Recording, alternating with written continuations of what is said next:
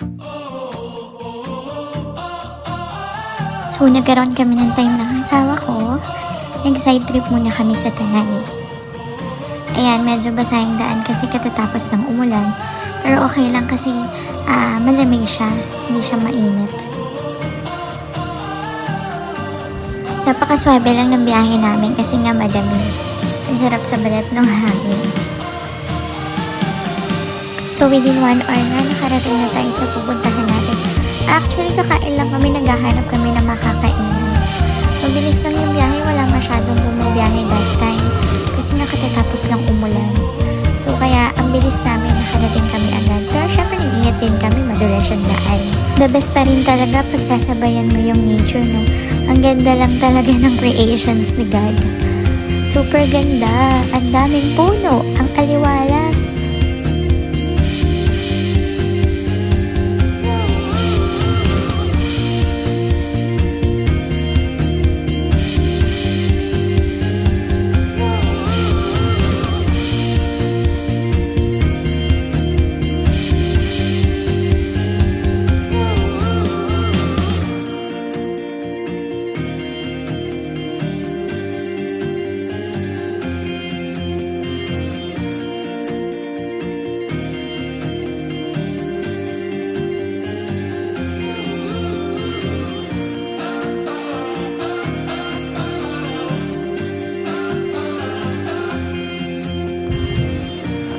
So, ito na nga yung napili namin. Isa daw ito sa sikat na kainan dito, Cafe Catarina.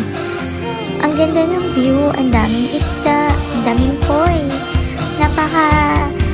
Instagrammable ng place.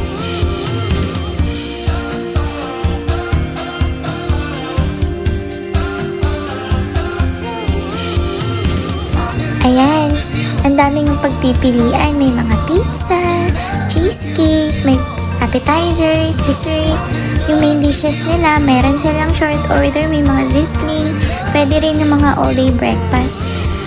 Meron din silang mga grilled combo, mga silog, bilao bundles, sandwiches, dessert, short order chicken, and all.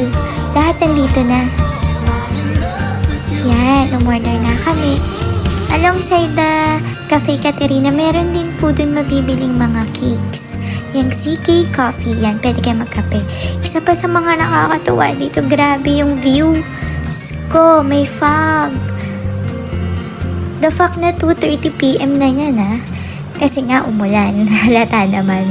Ayan, diba? Ang ganda-ganda. Napaka-peaceful nung lugar. Dito ka makakapag-isip ng tama, eh. Kaya maganda rin na minsan, lumalabas kayo, me time yung mag-asawa. Para lalo nyo maisip kung gaano nyo kumahal ang isa't isa. Ay, char!